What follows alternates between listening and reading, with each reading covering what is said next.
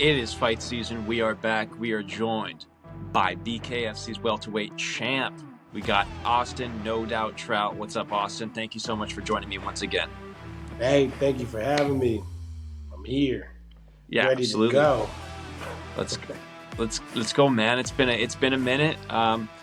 You're coming off of your just two dominant performances in your time in BKFC, but you obviously really solidified it with your last win, becoming the BKFC champ. You're defending your crown. You're going up against Rico Franco October 12th on DAZN. How are you feeling about it? How are you feeling about this matchup?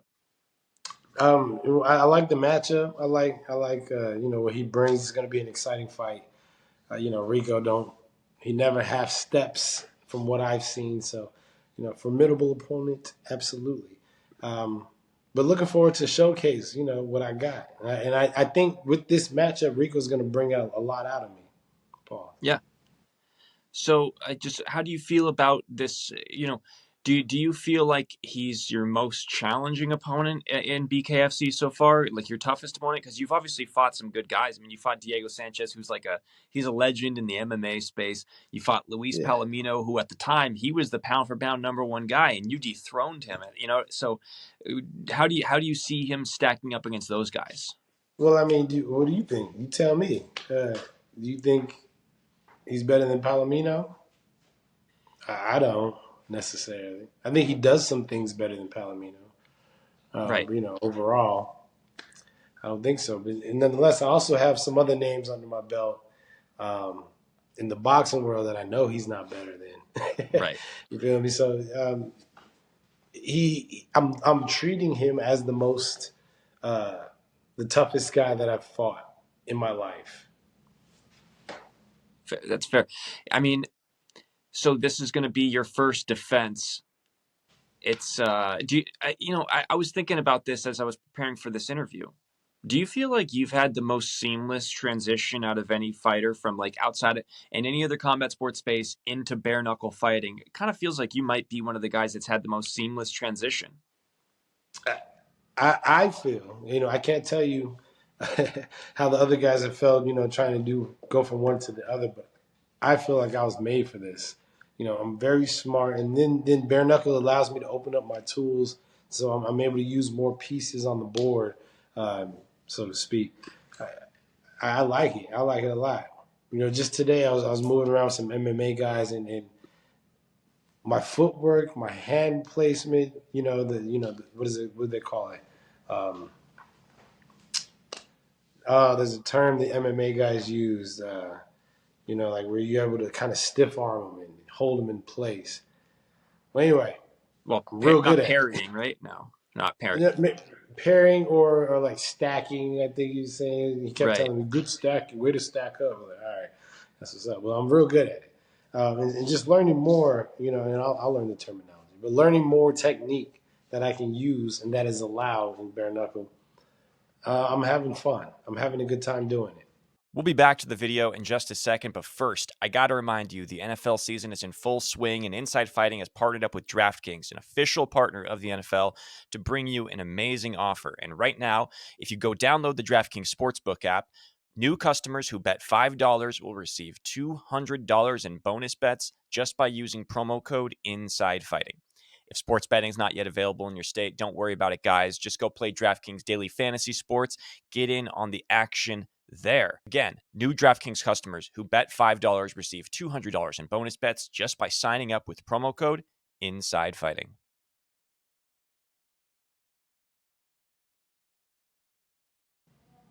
So you're training with MMA guys. Is that something you've ever done before when you were in the boxing space? Or is this totally new? No, this is totally new and specifically for the bare knuckle. There's a lot of little intricacies with the clinch game that I think many boxers didn't take serious enough. And not that I want to be in there, wrestling or anything like that, because that's harder for me to do than to just box.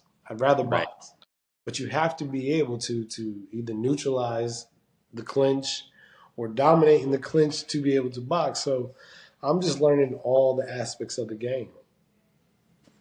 Curious what your thoughts are. You've got there's all sorts of things happening with boxing Yeah. right now, with Turk Sheik, with you just saw what happened with Anthony Joshua. I want to get to that with you, but curious, what are your thoughts? Dana White, who's obviously we just mentioned MMA, he's the head of the UFC. He says that he wants to get into boxing now.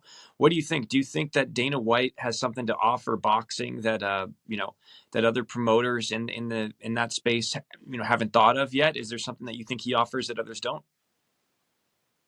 Well, absolutely. I for probably a decade now, I've always said boxing needs to go ahead and take a little uh, page out of the marketing book from Dana White and the UFC. Um, they were able to corner, the kids and the youth as far as MMA and UFC goes. And it was part of one of the declines of boxing. It was part of the reason for it. Boxing made a good comeback, I'm talking about in this 10, 15-year span.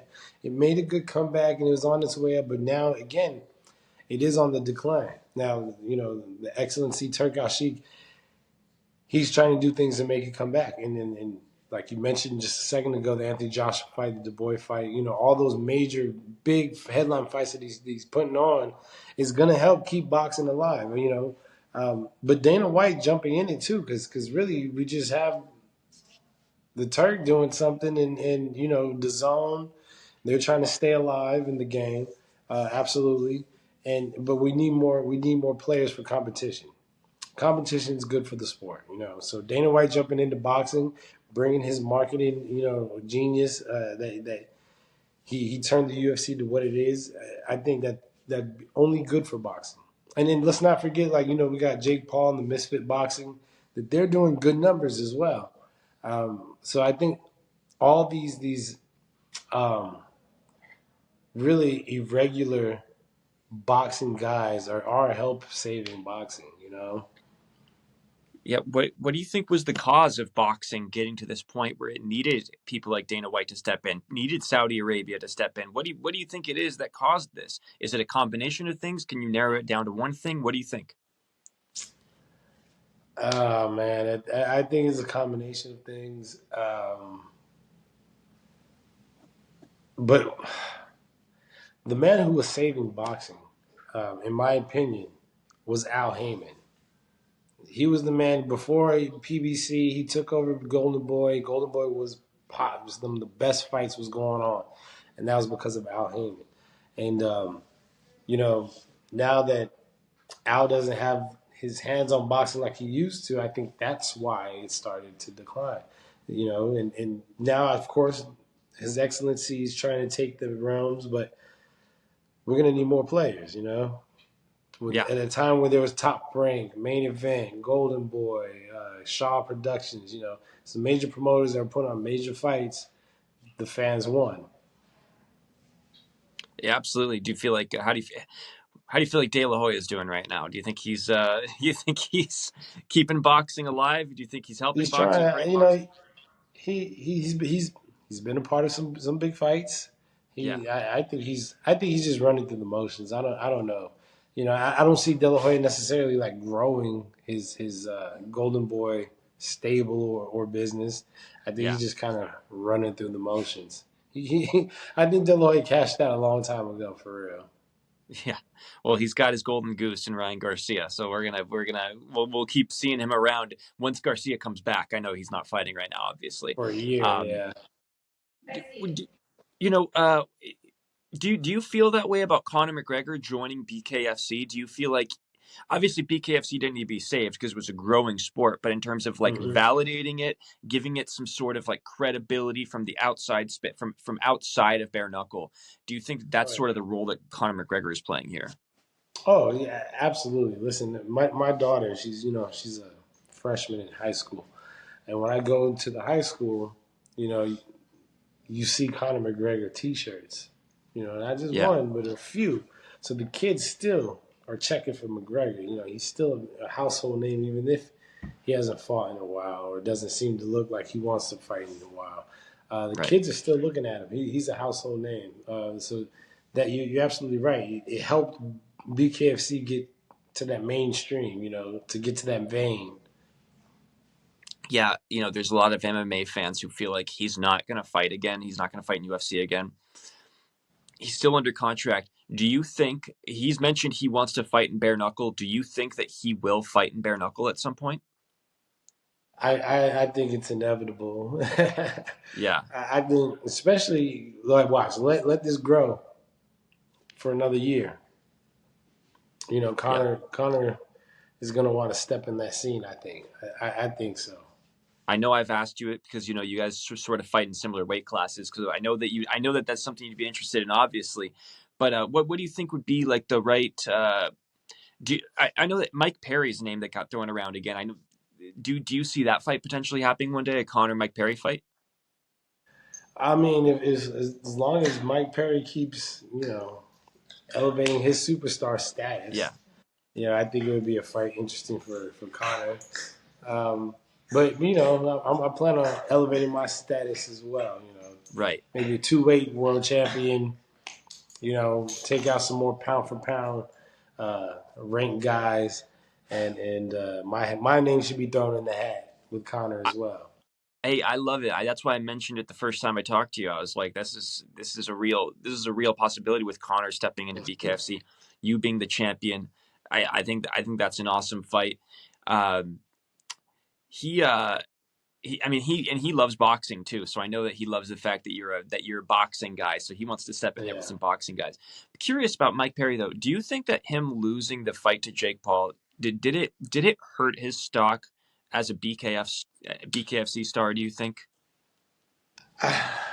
Okay, so yes and no.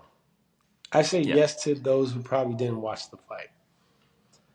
You know what I mean? Where like right. they just hear Mike Perry lost. Did he get knocked out? Yeah, he got TKO'd. Yeah. Yeah, So I didn't watch the fight either. I watched like the first few rounds and I was like, I turned yeah, off. Um, if you didn't watch the fight, then it sounds bad. But if you watch the fight, you see how big Jake Paul was compared to Mike Perry, yeah, and then you'd be like, okay, well, there's obviously a weight advantage, a huge weight advantage, not even just a huge weight advantage, disadvantage for Mike Perry. And again, Mike Perry's not a boxer. Jake right. Paul, had it been a bare knuckle fight, it might have been a different story, even with the weight of disadvantage. But as a boxing match, Mike Perry's gonna just eat him till he can't eat him no more. He can't hold him. He can't hurt him. So not for bare knuckle and boxing is two different things. Yeah. I mean, you seem to have done pretty well for yourself, though, man. I mean, do you feel like it's easier to go from bare knuckle to boxing, or from boxing to bare knuckle? I mean, maybe that's a stupid question. It's probably boxing first, I would imagine, right? Yeah, I definitely think it would be from boxing to bare Yeah, knuckle for yeah, that makes sure. sense. Mm-hmm. Um, okay, so let's get to this, because this kind of threw everybody. Nobody was expecting this over the weekend with the Daniel Yeah, Dubois Anthony Joshua fight. Just curious what your thoughts were, because uh, Joshua was a massive favorite going into that fight, and Daniel Dubois now all of a yeah. sudden kind of looks like he might get the winner of Usyk versus Fury, which is insane to even think about. What were your thoughts of that fight? So yeah, like you. Well, first of all, I knew Daniel Dubois was no one to play with. There Yeah, was always, and Joshua, his chin is questionable. So I didn't write Dubois off as a city duck for sure. I right. didn't think he was going to take him out and you know what? And honestly, and not to take anything away from Dubois, but Joshua just did not look good, man. He didn't. His Yeah, chin was up in the air. He's throwing shots back from way down at his hip. You know what I mean? He was kind of jumping in. And for an Olympic medalist, these little mistakes just he must not have trained. Maybe I'm thinking, something you was think not right in camp. So I'm glad Dubois won. And again, not taking anything away because that timed right hand was so perfectly timed. And he hit him with it right away. And then Joshua thought he had him hurt as well. So when he went in, Dubois just put it out there. And man, picture perfect. it But was? Do you think that he? I mean, sounds to me like you're saying he might have just completely overlooked Dubois. Like this was his almost like a. I don't want to call it a. what do they call the fights where you're just like when it's sort of an in between fight? The term in boxing. Right. Right. I'm trying to think of 50-50. what the term is, but you know what I'm talking about, like a fight where it's just sort of like, hey, a tune-up fight. That's what I mean. Like, it's almost like Right. he's Yeah. treating it like a Tuna. tune-up fight. Yeah. Yeah. Did you feel like that was what his mindset was? It's either that or Anthony Joshua was close to being finished. His skills ain't what it was. It Right. basically. I hope he just wasn't training, because if he trained hard, he was sharp or as sharp as Right. he could have been for that fight, then Father Time is undefeated. It's interesting because it's almost like he came off of knocking out Francis Ngannou, and everybody's like, "Oh, But Francis Ngannou is not a boxer; he's an MMA fighter who Yeah, loves MMA boxing. fighter. Mm-hmm. And people forget that in that Usyk fight against Dubois, like Dubois there was a controversial ending to that one because Dubois Right. got him with the body shot. Turned out it was a low blow, but there was some And controversy about it whether was it a was a body low blow. shot. Right. So it's like you could Yeah. theoretically say, hey, he might have actually beaten Usyk if that was a body shot. And just very interesting how people wrote off Dubois in that way. So it might have been a little bit of recency bias seeing Dubois in that fight and then seeing Joshua knock out Ngannou. Yeah. It's funny how it works out that way. It's All right. crazy how it works out like that. Right. Yeah. I got to ask you this because this was just so funny. I know this is a little bit while ago, but the Floyd Mayweather fight against John Gotti III. What did you think Oh of? yeah. What did you think of Floyd getting the referee changed in the middle of the fight? Have you ever It seen anything like that before? never seen anything like that. And the ref left too. Like, oh, okay, I'm Right. on. And they brought another one in. So that is showing us the type of circus that Floyd Mayweather is running every time he fights. Like, why is he fighting the mafia boss's son? Right. And firing, you know what I mean? Right now, Floyd is bigger than well, now I wouldn't want to say, well, yeah, Floyd is bigger than boxing. And that's not saying Floyd is being so great. That's just showing the space in that boxing is in. Yeah. Because Floyd is on his, no one's really interested in these exhibitions, although he's getting paid. So do you, champ? Do you? You know what I mean? Right. Exactly. But again, it's showing the status of the sport I love so much. So I feel like Bare Knuckle is a good way to bring boxing back. I totally agree with that. Or keep it I love alive that if it's mindset. not bringing it back. Right.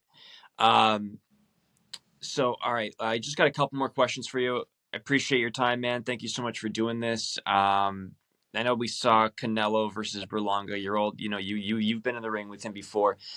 Canelo looked good, kind of took it to Berlanga. Would you agree it was a fight that nobody really? I don't want to say nobody wanted because it was it's still an entertaining fight, but everybody wants to see him fight David Benavidez, and that seems to be the matchup. Do you feel like the narrative is true that Canelo is ducking David Benavidez, or do you feel like that's disrespectful to a guy like Canelo? I do feel like it's disrespectful to a guy like Canelo because the thing is about Canelo is he fought everybody that told him not to, including me. Yeah. De La Hoya made it known that he didn't want him to fight me, and Canelo made it known that no, I got to fight Trout.